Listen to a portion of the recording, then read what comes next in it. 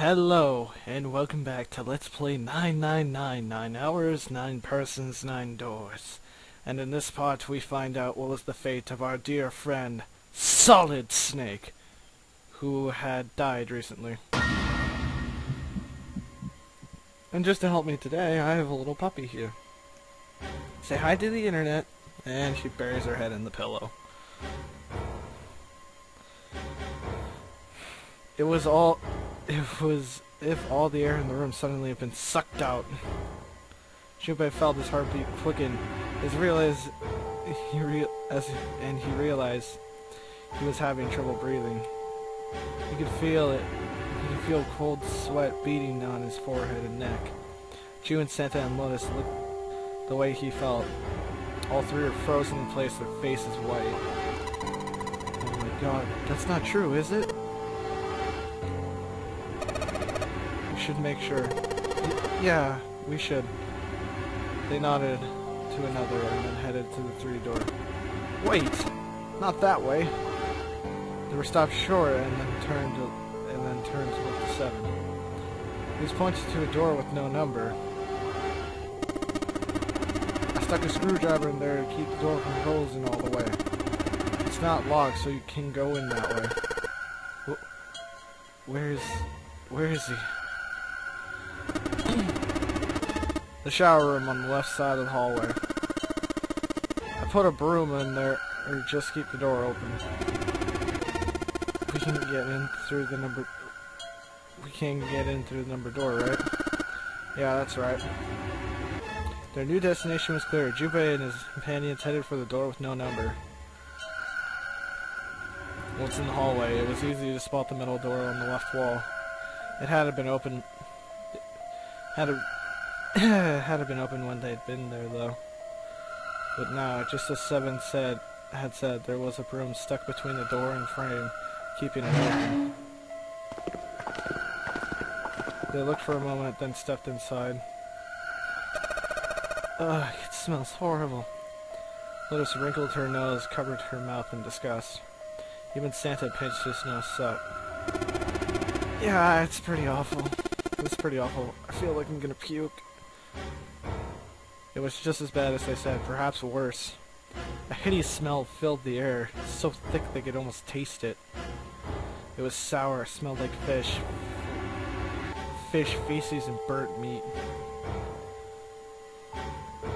Feces? It worked its way through Junpei's nose and down his throat. It pounded against the entrance to his stomach. He put his hand over his mouth and struggled to keep it, what little was in his stomach where it belonged.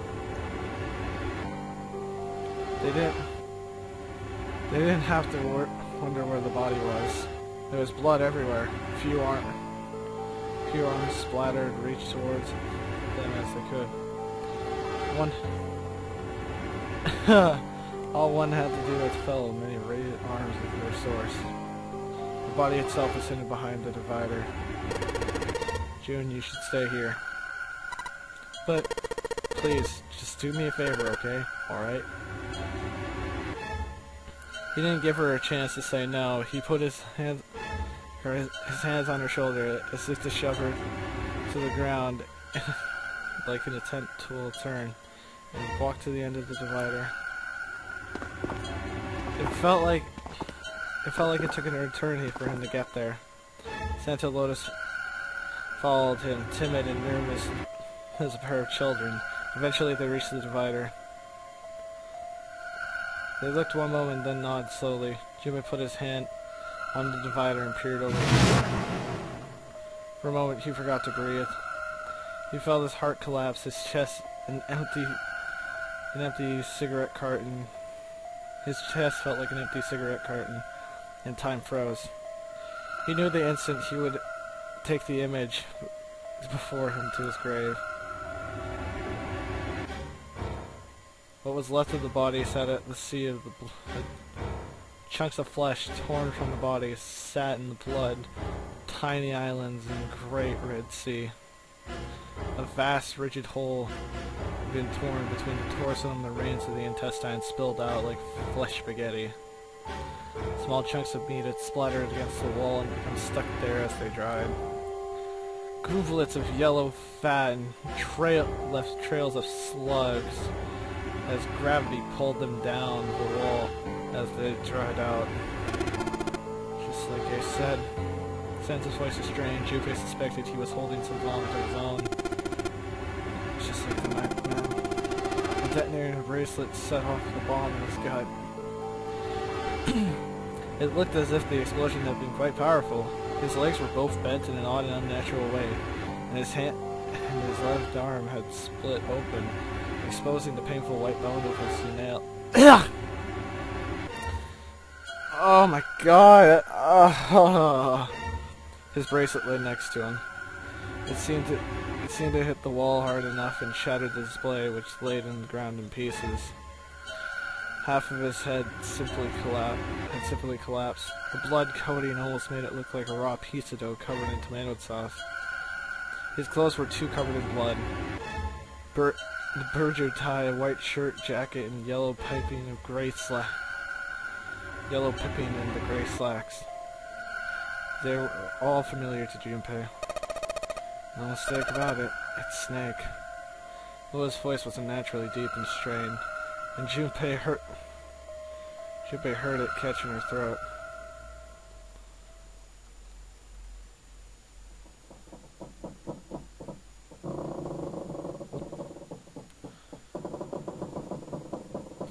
The squeal of tortured metal made Junpei's teeth curl. It sounded like the noise a ghost would make. No matter how many times he heard it, he never got used to it. Every time it put him on edge. It didn't help the girl nearby, who was far more than a ghost and a living soul.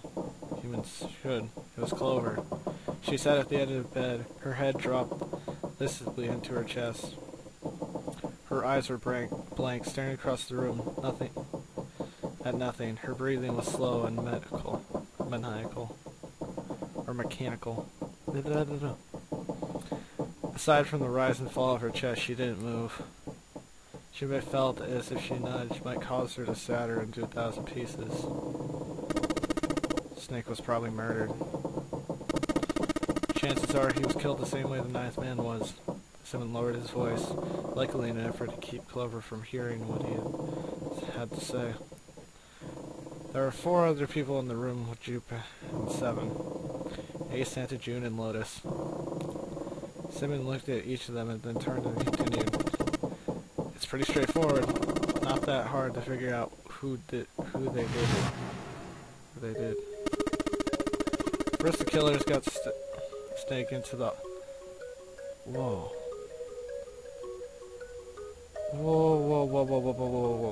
There's more people? First killers got to Snake and then authenticating onto the red to open door 3. They shoved him into it alone and waited 9 seconds for the door to shut. Once the door shut, it was over for Snake, but he didn't give up. He probably knew it wouldn't do him any good, but he probably ran into the shower or looking for the dead. It was a small chance, but it wasn't like he had anything to lose. Unfortunately, it didn't work. The detonator only deactivates if everyone who was authenticated when they went and used the dead. And then 81 seconds after he shoved it in, that happened. I see. So that's what you meant by killers, huh? At least 3 people opened the door. The number of doors, including Snake. It wouldn't open for Snake and a single killer. Exactly. That means we're looking for multiple perps here. Junpei crossed his arms and grunted. Well, just in case, I want to make sure. Let's say you're right. When do you think Snake was killed? When he split up for the parts to look for the red, I think. Right after we noticed he was gone. That means none of us have alibis. Where were y'all searching the room to open a sign looking for those parts? Yeah. That means anyone could have been the killer. But wait a minute. What are you talking about? June seemed shocked. You can say one of us is the killer so casually. Well, not just one of us. If I'm right, then at least 2 of us were murderers. Why don't you calm down a bit, 7? What are you trying to gain by being so suspicious? That's what Zero wants you to know. Or wants, you know. What Zero wants? Exactly. This game was set up by Zero, wasn't it? Any game has a winner and a loser. Whoever makes it through door number 9 is the winner, and those who don't are losers. Zero's trying to make us fight against one another for that victory. Then you're saying Zero is trying to split us up by making each other fight? Yes. And that's why we can't let ourselves fall prey to suspicion. We have to trust another. We have to trust one another and form a strong bond of friendship. Otherwise, we'll end up ensnared by Zero's manipulation. That does mean that the person who killed Snake, I'm almost certain it was Zero himself. If there's any doubt, it should be Zero. This mastermind in the game kidnapped all of us. Doesn't it seem reasonable that he would have killed Snake as well? Junpei hadn't really considered that. If Zero had killed Snake, then Zero is on the ship with them. Was Zero still on the ship with them? Well, if he was on the ship, that would mean he'd put himself in danger, and I don't think he'd do that. Nobody who would set something up like this would put the person in the same building. Would they? Let's take a moment to recap. So at least 2 people had to do it, and Zero was one of them. Who is the second one? And if they're all on the ship, then doesn't that mean either it was one of us or one of us could be Zero?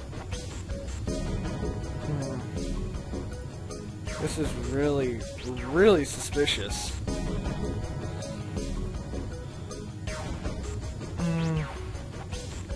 Well, if Zero himself had a bracelet, that would count him as a number 0. Then he would need one more. Huh. That's weird. Of course he was. That was obvious.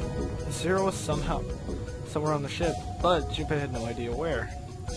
Junpei mumbled to himself, lost in thought. Where could Zero be hiding? Suddenly everyone went very quiet. The silence was cold and clammy. Junpei could feel it crawling across his back and around his throat. Again, you hear the gross moaning noise. And moments later, the person who looked more than a ghost than human appeared. It was Clover. She looked at the floor and she spoke, her voice cold and monotone.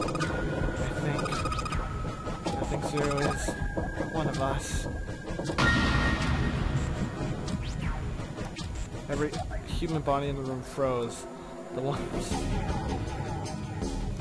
Only one was a muffled rushing breath.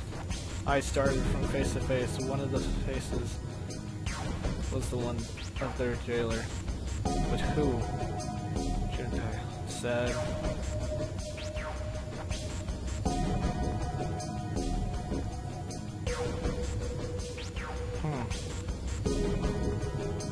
That's possible. That's possible. Huh? Like Clover said, Zero might be one of us. What are you saying, Juby? Didn't you hear what Ace said? Exactly. I said we shouldn't suspect one another for no reason. No reason? I've got a great reason. What's that? The bracelets! He held out his left arm. Why are the bombs in our bodies connected to the bracelets? We're all thinking Zero's hiding something somewhere watching us, right? If he is doing that, then he could just detonate the bombs remotely. If someone did something they were supposed to. It would be a lot more precise and a lot easier. But, in that case, then why are the bombs set up by a detonator in the bracelet? Huh, you got a point. I'm not done. Try applying the same idea to the nunnery game. All the puzzles here are run by themselves. In other words, Zero doesn't have to be in control of the game to move forward. Why is that? Why would Zero bother to do something like that? Junpei let the question hang in the air and looked at the others. It's Santa who answered. So let's say you and Clover are right. Zero's one of us. In that case, it would be really hard to keep him to keep track of us all, or control of anything remotely. That's why all the puzzles are run by himself. That's what you're getting at, right? Yeah. Junpei nodded. 7. When you were talking earlier, he said any of us could be Snake's killer, right? Yeah, something like that.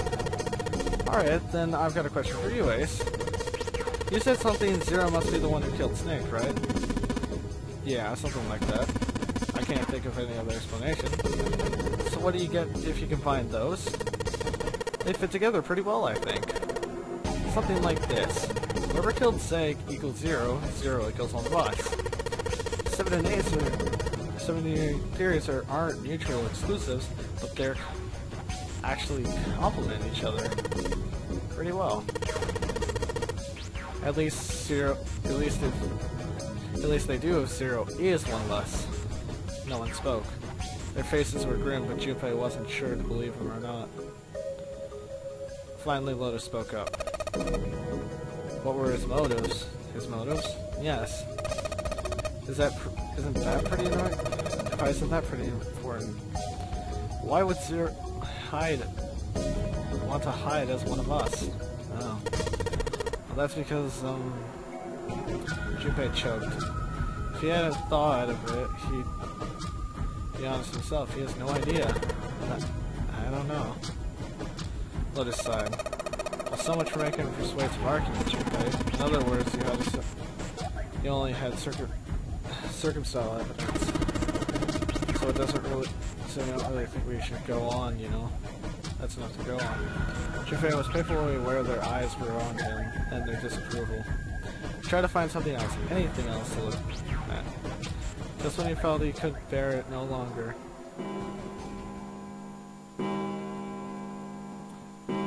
There the bell rang. It was the clock of the central staircase. 3 in the morning. That means we have 3 hours left. We need to move now. 7, Clover, Junpei. I know how you may feel, but I do understand right now that it's more important we trust one another, don't you? Junpei couldn't bring himself to respond. He swallowed his words as if he wanted to stay inside. 7 and Clover remained similarly silent. Their eyes were looked at something else, somewhere else, very far away. We must go. We have very little time left. Ace's words put their feet into the moving. They all knew where they were going. Their next destination was Mercury.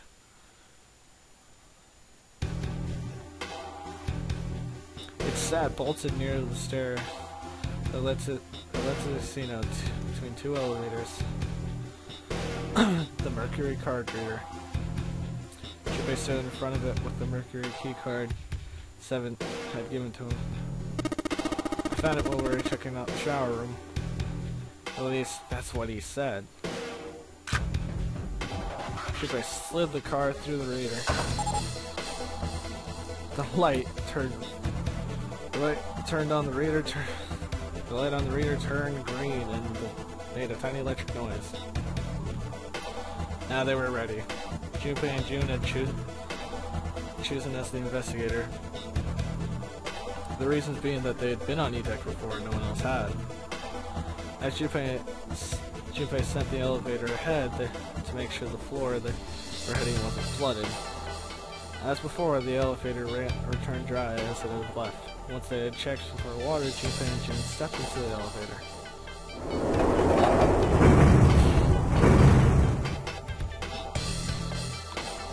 There were 2 floor buttons as they could push, the C and bottom button. The rest were destroyed, or did nothing when pushed. Junpei hit the bottom button. The door closed. Slowly began downward. Sometime later, Junpei and June stepped off the elevator into the bottom deck. They stepped off and saw the hallway to the right end, between 20 and 25 feet from them. A hallway in front of them was a dead end, but not a regular dead end. This is a numbered door. This is the 8th one we found. There were 2 numbered doors on B deck, near the central staircase. There were 4 and 5. There were 3 more doors in the large hospital room, 3, 7, and 8. In June, Junpei had found on E deck, and Santa and Lotus found 7 on A deck. There was 6 on E deck, and 1 on A deck. 4, 5, 3, 7, 8, 6, 1. And now the 2 doors stood in front of Junpei. There was only one thing it meant. Do you think the next door we find? Yeah, I think so. The next door is going to be 9. Despite himself, Junpei felt excited. There was something about the excitement that frightened him as well. He did his best to put his mind headed for C-Dex with June.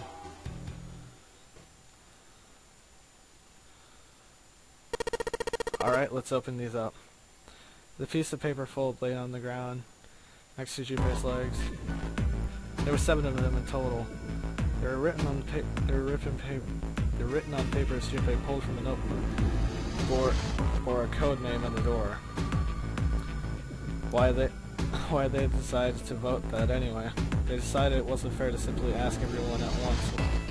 That would allow people to force through the central doors. Oh, that wasn't the only reason. Junpei had proposed the voting system, and he had a plan. It wasn't a plan that he wanted to catch anyone catching wind of, however, so he did his best to act calm as he began to open and read the piece of paper. First one read, Ace request to door 1. Yes, I do. Would you like me to explain why? No, you don't have to. We don't have time for that. Let's keep going. He opened the second one. Next Santa wants to go through door 6. Yeah, that's what I wrote. Junpei continued with the 3rd and 4th and 5th piece. Clover wants 1, Lotus wants 2, and 7 also wants 2. Eh? Wait a minute. There's no way I'm going with the Elephant Man. No. There'd be no point in voting if we let people change their choices because of stuff like that. But just give it up, Lotus. It's not like I want to hang out with you or some exuberant grandma. I'm not exhibition?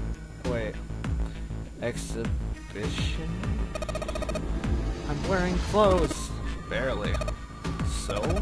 Last I checked, it's not a crime. Maybe. What about common decency? No one wants to have to look at a chick who looks half naked, raisin.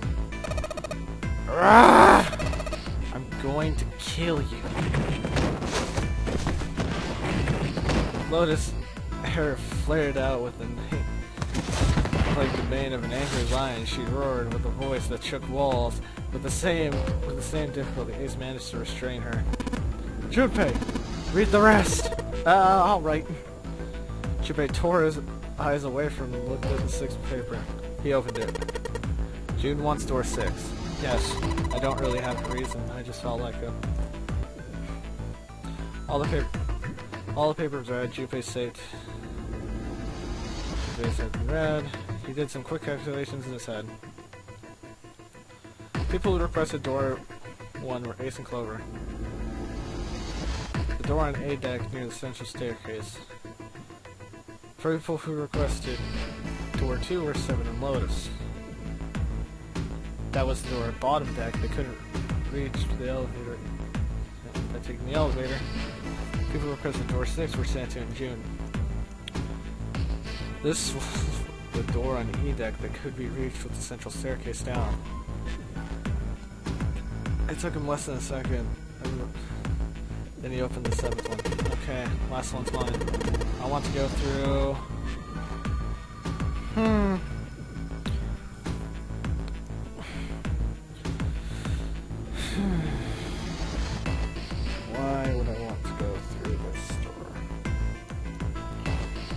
Which door do I want? Well, I'm gonna end it off here. Next time on Let's Play 999, we will uncover which door we're gonna be going through. I'm actually getting really excited about this. I'm kinda glad we got past that really, really bad part. And I'll see you all next time.